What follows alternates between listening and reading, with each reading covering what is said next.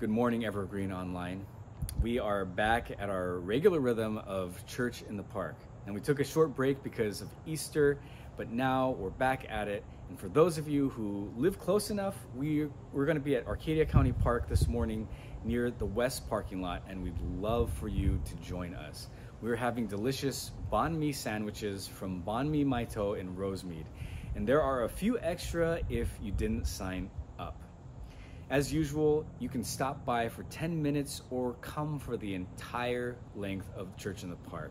It's a great chance to connect with others in our church family and to meet some of the new people that have been checking out our church in recent months. Now, before we dive in this morning, we have a few announcements for the upcoming month. Next week, our It Takes a Village parent group for children 5th grade and under will meet at 9 a.m. in the Ministry Center Fellowship Hall. This is a great way for parents to connect and discuss some of the pertinent issues of these childhood years. Come and meet parents while your kids are in Sunday school and enjoy good conversation over some yummy morning refreshments. Now, next Sunday after service, we'll hold our May quarterly congregational meeting at noon in the Ministry Center Fellowship Hall and on Zoom for those of you at home. We will introduce and vote in some new member candidates, and the staff will reflect on the previous quarter. We will also be talking about some of the proposed bylaw changes that the board and staff have been working on in previous months. If you are a member, we encourage you to come and to vote and participate in the life of the church, but these meetings are always open to every Evergreener. If you do come in person, please RSVP so that we can have the appropriate amount of refreshments for all of you. A link to the RSVP and the Zoom are in my weekly email. And Pastor Julie will be leading a team to Tijuana, Mexico from June 20th to 24th to Deborah's House, which is a ministry to women and children who have experienced domestic violence. The team will be working with IM Global Servants Deliris and Moise, Carrie and Joseph, and along with Deborah's House, the team will be visiting their ministry of sheltering migrants.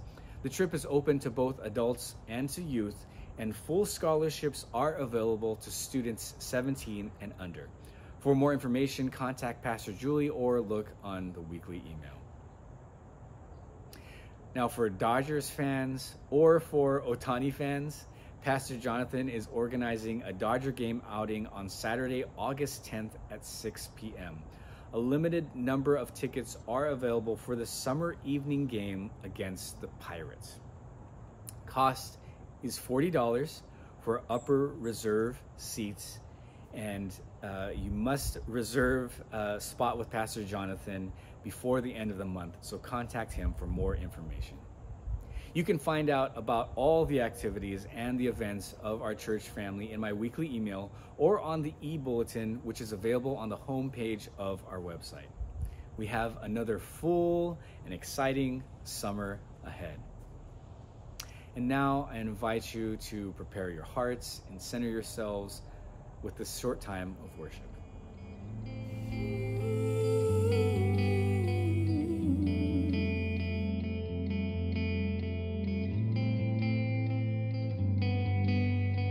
God of creation, there at the start, before the beginning of time.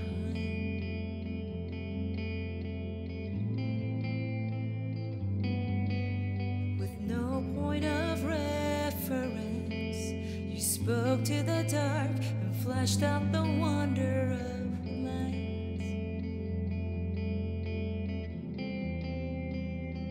And as you speak, 100 billion galaxies are born. In the vapor of your breath, the planets form. If the stars were made to worship, so will I can see your heart in everything you made. Every burning star, a signal fire.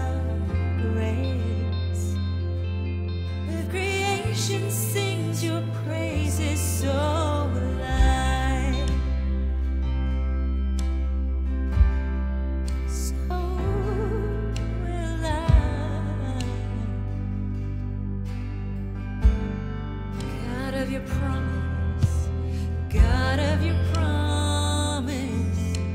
You don't speak in vain, your syllable empty or void.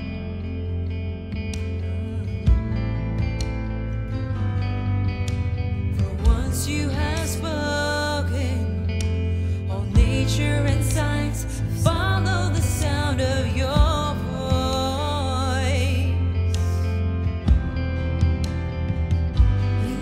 you speak,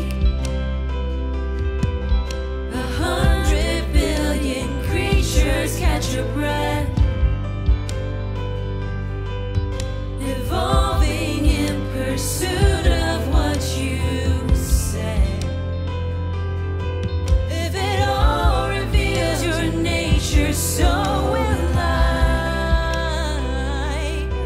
I can see your heart in everything you say. Every painted sky a canvas of your grace. If creation still obeys you, so will I.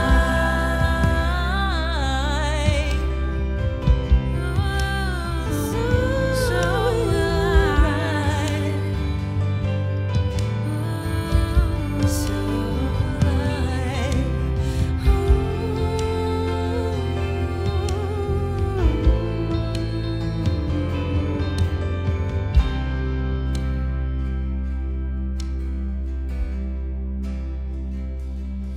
if the stars were made to worship, so will I.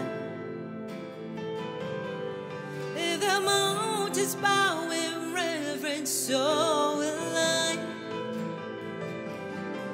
If the oceans roar your greatness, so will I. For if everything exists to lift you high, so will I. If the wind goes where you send it, so will I. If the rocks cry out in silence, so will I. If the sum of all our praises still falls shy, then we'll sing again 100 billion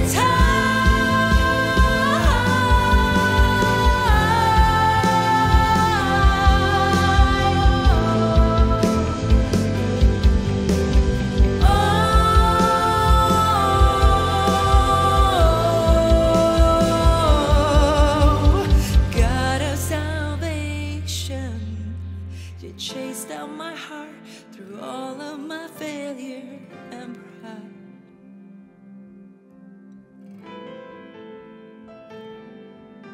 On the hill you created, the light of the world, abandoned in darkness to die. Ooh.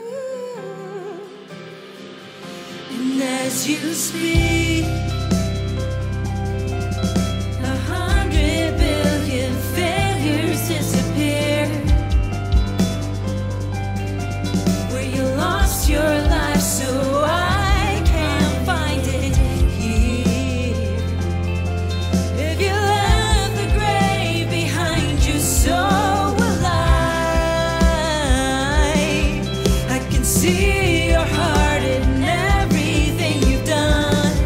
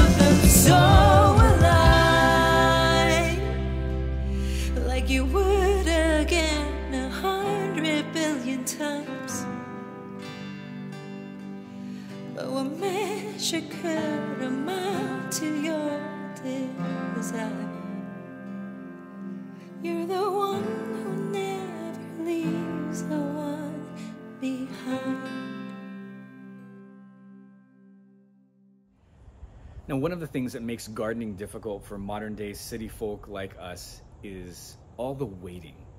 We are used to instant convenience in our lives. With the technology we have now, the world is really at our fingertips. I can microwave a package of cooked Japanese rice in about 60 seconds, or I can order, purchase, and receive a product on Amazon Prime from across the nation practically overnight. We live in a fast-paced world. And while all that came to a screeching halt for us, maybe in 2020, it seems like the speed at which life has been accelerating back to those same speeds as before. And there's less and less, especially now, that we actually have to wait for anymore. And even if we do have to wait, we never do. Most of us jump on our phones as soon as there's a spare minute, and we occupy ourselves, right? When's the last time you had to stand in line for something without looking at your phone while you waited? We've found a way to cut down wait time in so many areas of our life.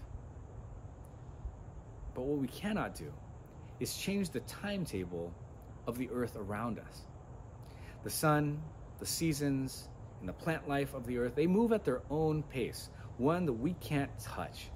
And that's what I want to focus on this morning.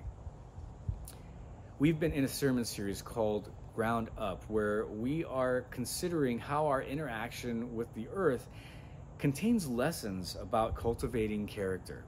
In a way, we're letting the earth cultivate us from the ground up.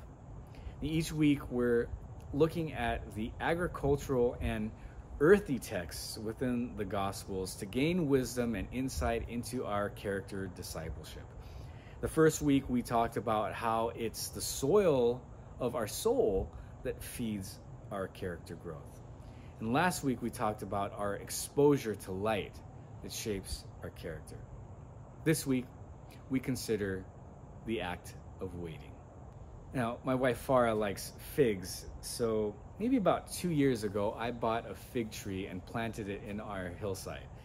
I had high hopes that within a few months, maybe we could be enjoying some homegrown figs, maybe with some cheese and crackers on the side. And so I planted this tree, I mended the soil, gave it plenty of water, but it still looked pretty sad. There were 2 small figs on the tree when I bought it, but within a few weeks, the wild animals kind of in the area had stolen them off the branches of this sapling. And then, a little while later, the leaves actually started falling off. At one point this last year, there was only 1 leaf on this really barren tree, and it was looking a little bit like the Charlie Brown Christmas tree. And so I sort of gave up on the intense care I was giving it. I mean, I still watered it, still tried to feed the soil from time to time, but it didn't look like it was growing anymore, so I just kind of gave it less attention. I honestly thought that I would have to dig it up pretty soon because at some point it was probably just going to die. Well, I just went to revisit it this last week, and the leaves have reemerged. It's been about 2 years, and I learned or realized that maybe it just needed time. Maybe I needed to wait. Now, urban homesteader Kevin Espiritu, who we've been getting inspiration from this series, this green inspiration, remarks in his book that a citrus tree might produce a few fruits in its first year, but the real yield comes with time. And when we think about it, that's really what we want. We don't want the first couple of fruits and then who cares about the tree? We want to plant fruit trees that yield a real harvest. There's a little parable in the Gospel of Mark that is so short it can easily be forgotten. These 4 short verses can be found in the shadow of the parable of the soils, sitting within a section of kind of these 3 agricultural passages. It's actually pretty fascinating, but not because the story is spectacular. It's interesting because it's almost unremarkable. And yet perhaps it is within the unexceptional nature that all the treasure of this passage lies. In Mark chapter 4, Jesus says, "This is what the kingdom of God is like. A man scatters seed on the ground. Night and day, whether he sleeps or gets up, the seed sprouts and grows, though he does not know how. All by itself, the soil produces grain. First the stalk, then the head, then the full kernel in the head. As soon as the grain is ripe, he puts the sickle to it because the harvest has come.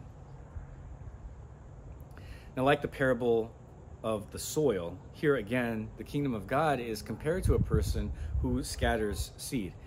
But this story observes the growth of that seed.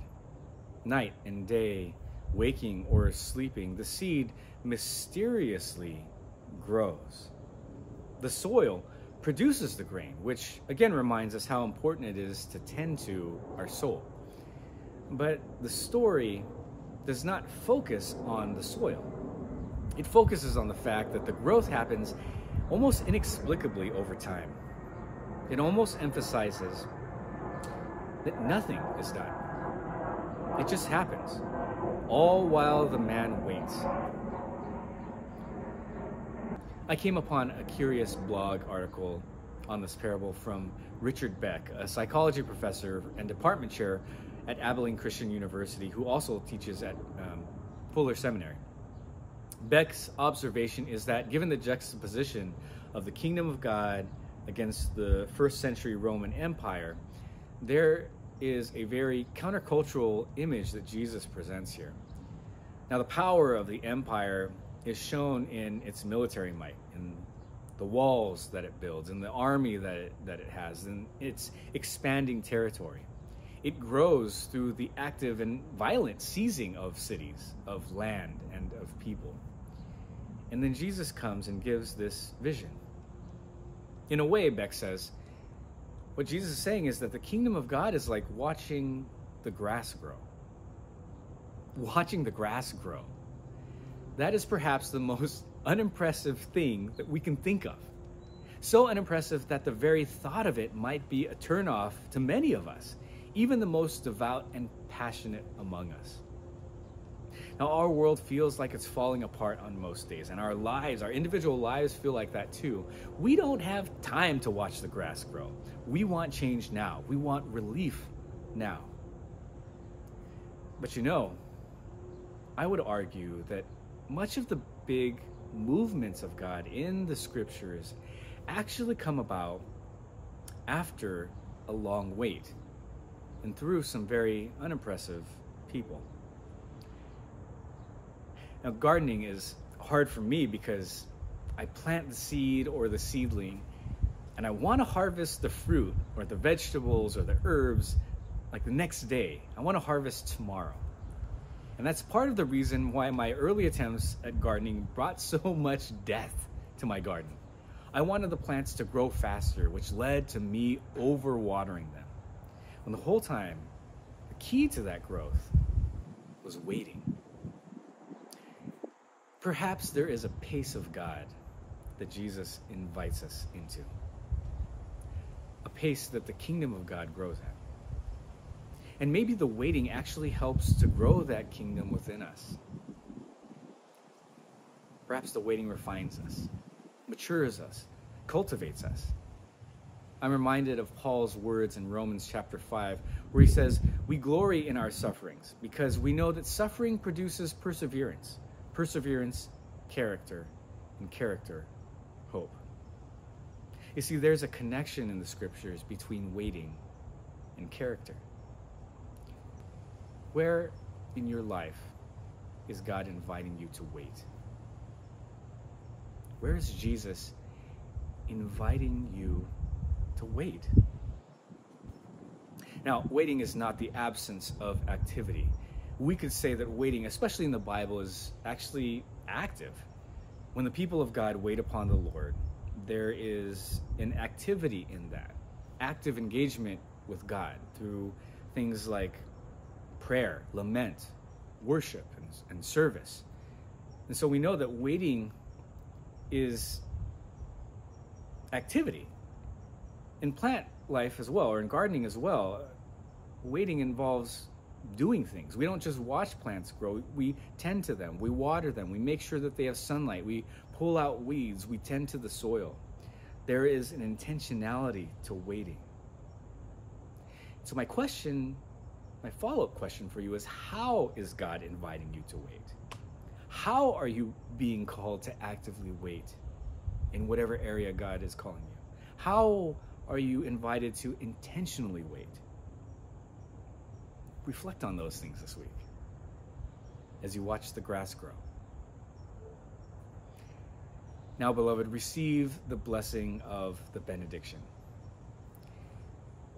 May you align yourself with the pace of God this week, and let the waiting cultivate you. Grace, peace, and patience to you. We'll see you soon.